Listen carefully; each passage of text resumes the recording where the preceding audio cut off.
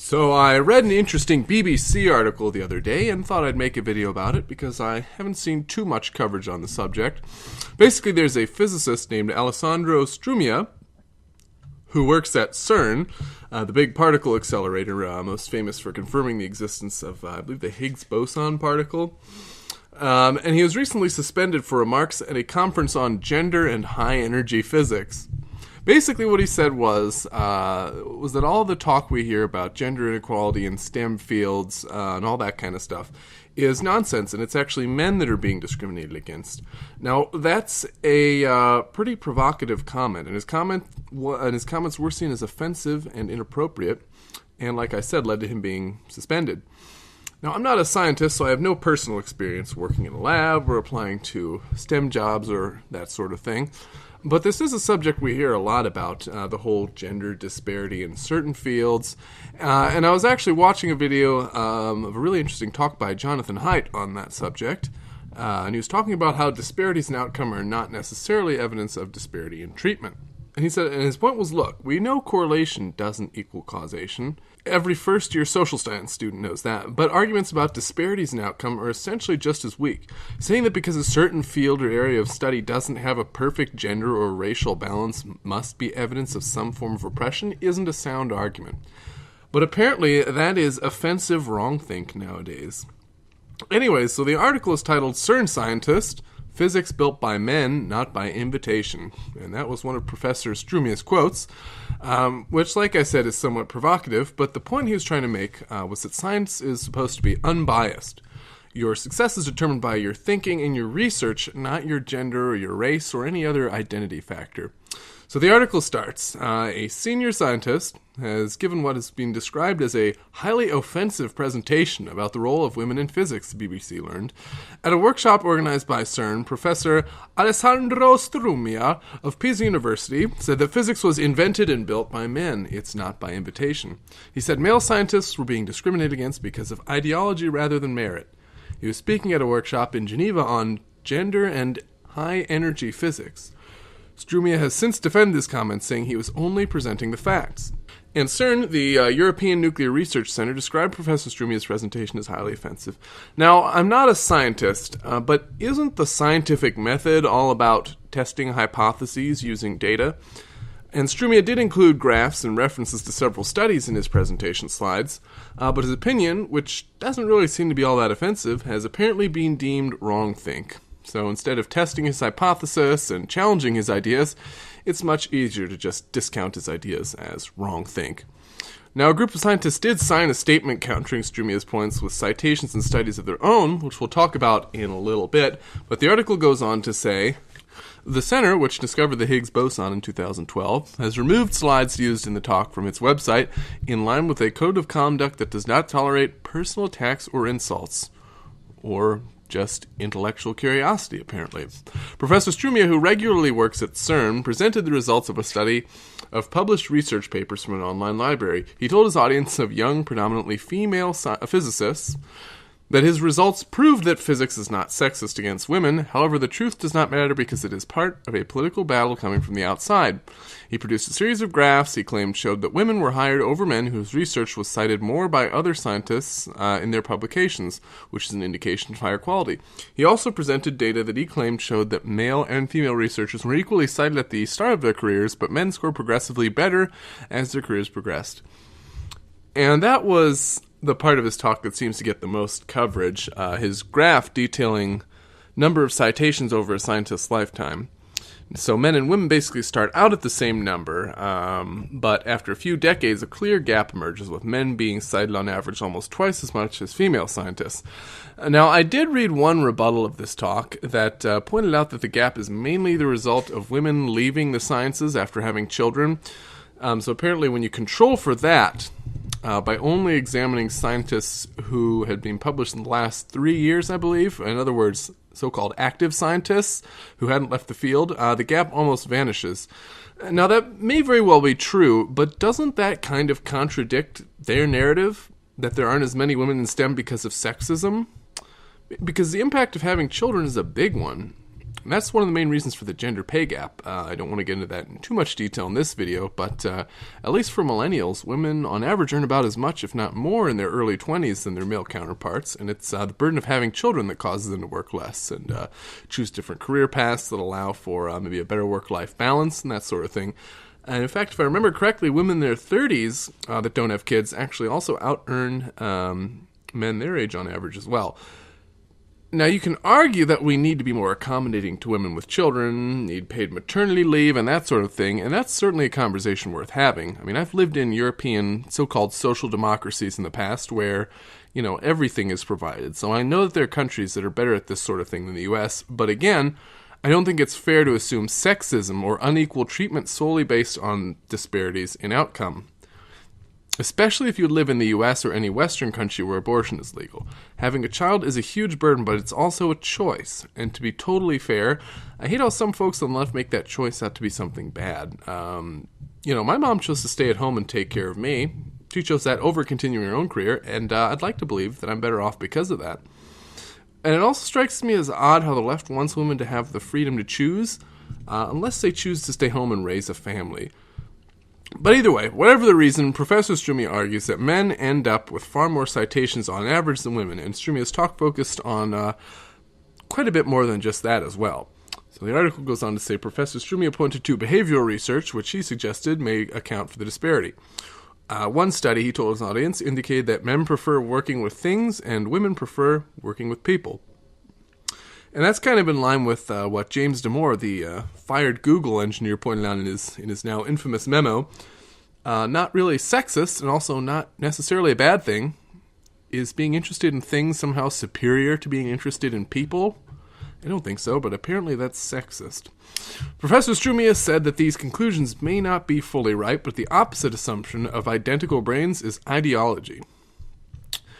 As evidence of discrimination against male researchers, Professor Strumia claimed that Oxford University extends exam times for women's benefit, and Italy offers free or cheaper university for female research students. He also said that he himself was overlooked for a job that he was more qualified for, which was given to a woman. And I think some of this we all know is anecdotally true. I mean, it seems that every college has, things like affirmative action quotas, and there are women in, fill-in-the-blank organizations for pretty much every career path. Except it's always for the cool stuff. It's always women in STEM or women in business or finance. It's never any of the terrible, physically demanding, male-dominated fields. It's never women in sanitation or women in oil drilling. Yeah, those clubs don't exist. But in a statement, CERN, which currently has its first ever woman director general, said that the organizers were not aware of the content of the talk prior to the workshop. And I think it's important not to gloss over that sentence. CERN has a female director. This whole debate takes place in a time where one of the most prestigious scientific organizations on the planet can be headed by a woman. And you know what? The identity politics types that are never happy don't care. It's the same in the U.S. when they go, oh, you think America's not racist just because we had a black president? Guess again, buddy. Well, I don't know. I know there definitely are ignorant and stupid people in this country, and every country, but I don't think a truly systemically racist country would elect a black president. And if physics were truly that sexist and bigoted on a systemic level, I'm guessing there would never be a female director of CERN. Not saying assholes and idiots don't exist, but if you're going to talk to me about entrenched discrimination, I'm going to need some more evidence than just disparity in outcome. Now, as I said, there was a group of scientists that signed a statement refuting what Strumia said, and their statement can be found on the website particlesforjustice.com, which I will link in the description below. And I want to look at their statement for a bit, just because it's important to get both sides of the story, and these scientists do make some interesting points, as well as some not so useful points.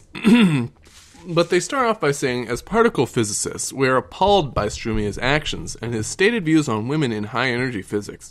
We write here, first to state, in the strongest possible terms, that the humanity of any person, regardless of ascribed identity such as race, ethnicity, gender identity, religion, disability, gender presentation, or sexual identity, is not up for debate. And now, I don't think that was ever Strumia's point. And this is what gets me. How can something as simple as saying discrimination isn't the reason for the fact that there's a gender gap How can something that simple be twisted into something completely offensive? Yet no one's making the claim that anyone's humanity is up for debate. I looked through Strumia's slides, which are also in the description, and there's nothing there questioning women's or anyone else's humanity. It's amazing how saying women are discriminated against is brave and progressive, but pointing out an area where men might be at a disadvantage is sexist and offensive, even dehumanizing. Really? But they go on to say that they think Strumia's science is bad, and that's the part I'm more interested in. So let's go through the arguments point by point and take a look at the sources they offer. So the first point is Strumia argues that the larger fraction of women in the humanities compared to the sciences is evidence against discrimination in the sciences, purportedly because the distinction between the right and wrong is less clear in the humanities, and thus it would be easier to discriminate there if people wanted to. In addition to the academic arrogance of this argument, it makes no attempt to control for the obvious alternative that there are fewer women in the sciences because of systemic discouragement and discrimination, and that's the important point we need to look at here. Their premise is that there is more systemic discouragement and discrimination in the sciences than other fields, and that's what's keeping women out. And they go on to say, and indeed, the pressure of such discouragement and discrimination has been well documented in many places. Now, that's what I want to look at. I want to look at the third source they give us, because it's the most recent and most comprehensive source that they give us, and it's the National Academy of Science, Engineering, and Medicine report on sexual harassment of women in the sciences. Now, it's a very long report, but there are just a few things I found really interesting. So the main point of the report is to examine and understand the sexual harassment that's keeping women out of STEM careers and make suggestions to combat it. Now, that's a very good thing. Obviously, no one should be harassed. No one should be discriminated against. That's terrible. But we need to remember their premise that it's discrimination and discouragement that's keeping women out of STEM careers. That's what's responsible for the gender gap in these fields. So looking into the report, they separate sexual harassment into three categories: sexual coercion, or sexual advances that make the conditions of employment contingent upon sexual cooperation. The second is unwanted sexual advances. That's pretty self-explanatory. And the third one is gender harassment. Now, the definition of that third category, gender harassment, is incredibly important because they go on to say that that is by far the most common type of harassment. But what constitutes gender harassment is disturbingly broad. They define it as a broad range of verbal and nonverbal behaviors not aimed at sexual cooperation, but that convey insulting, hostile, and degrading attitudes about members of one gender. But they go on to include things like microaggressions and even incivility, which they define as low-intensity, deviant behavior with ambiguous intent to harm the target in violation of workplace norms for mutual respect. So basically, if anyone's ever been a dick to you at work, you've been sexually harassed. Bob hogged the microscope, and now we don't have enough women in biology. Thanks a lot, Bob. But there was one thing I found interesting aside from that incredibly vague definition of harassment. They cite a graph describing sexual harassment across various areas of study: non-STEM, science, engineering, and medicine. Here they break sexual harassment down into those same categories we just discussed: sexual coercion, unwanted sexual attention, and gender harassment, that broad category. And gender harassment they split into two categories, or two subcategories, which are sexist hostility and crude behavior. And as I already mentioned, gender harassment is by far the most common form of harassment. Unwanted attention and coercion are almost non-existent on here, representing 1 to maybe 4%. Now, one thing that really stood out is that the field with the highest amount of harassment was medicine, where 45% of women experienced sexist hostility, compared with 25% of women in engineering, 17% of women in science in general, and 20% of non-STEM students, female students. And the same is true for crude behavior, experienced by 18% of women in medicine. The next highest category in engineering was engineering, where 9% of women were harassed. But the main point is clear: women in medicine experience the most harassment of female STEM students, which is very odd, seeing as there are more women going into medicine now than men. That's right, according to the American Association of Medical Colleges, there are more women becoming doctors than men. So if harassment is what's keeping women out of STEM careers, why are there more women going into medicine than men? Women in engineering appear to face only half the discrimination of women in medicine, and yet only 20% of engineers are women. Could it be that women are more drawn to the caring, nurturing aspect of a career in medicine? No, that's probably crazy. But let's look at the next point refuting Professor Strumia's talk. So Strumia argues that since women are more well represented in theoretical physics in countries where discrimination is more brazenly institutionalized, this shows that their low representation in physics has nothing to do with discrimination. The claim ignores cultural differences and also the possibility that women in such countries have fewer career options outside of academia. Without controlling for such effects, any attempt to draw conclusions is meaningless. Well, that's true, but this is something that Jordan Peterson talks about as well, describes much more eloquently than I can. Well, men and women won't sort themselves into the same categories if you leave them alone to do it of their own accord. We've already seen that in Scandinavia. It's 20 to 1 female nurses to male, something like that. It might not be quite that extreme, and approximately the same male engineers to female engineers. And that's a consequence of the free choice of men and women in the societies that have gone farther than any other societies to make gender equality the purpose of the law. So sure, there are cultural differences, but if your premise is true, that women are being excluded from STEM careers, and that's what explains the disparity, wouldn't it stand to reason that the countries that have made the largest strides towards equality, the Scandinavian countries like Norway and Sweden, wouldn't it stand to reason that they have more female engineers than other countries? And yet that's not what we're seeing. And their third point talks about unconscious bias. It's not a subject I'm very familiar with, but from what I've read, the science just isn't in yet. And even the scientists that first documented and popularized the idea of implicit bias, Anthony Greenwald and Mazarin Banaji, even they conceded two really important points about their research. One is that implicit bias does not predict biased behavior, and two, it is problematic to use implicit bias to classify someone as likely to engage in discrimination. So basically, even if you can prove someone's implicit bias, there's no guarantee they'll actually act on that bias. And the next few points aren't as interesting. They attack the citation gap that Strumia described, talking about women's social expectations as primary caregivers after having kids. Strumia also mentioned the anecdotal example where he was passed up for a job in favor of a less qualified female candidate, which they thought was petty.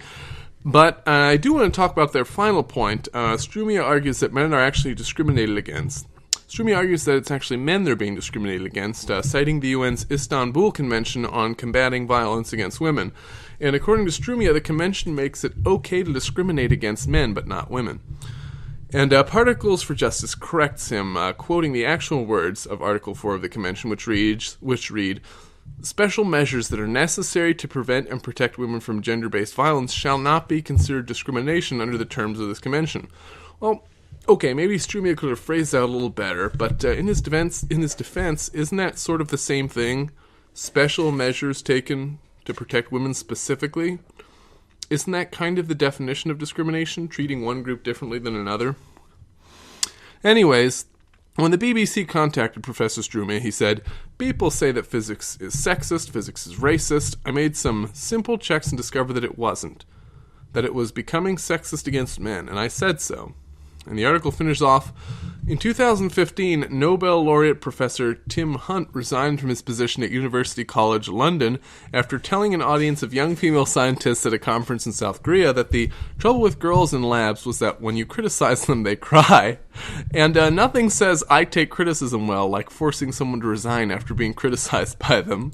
Either way, I'm by no means an expert on this subject. Racism and sexism exist and should be called out and stopped wherever possible. But I hate this trend of finding sexism in everything, because disparities in outcome are not necessarily evidence of discrimination or oppression, and constantly jumping to that conclusion is dangerous. But let me know what you guys think in the comments below. Like I said, I've linked all the sources I just mentioned, so take a look, let me know if I missed anything, but please like and subscribe, and definitely leave a comment below. Thanks so much for listening.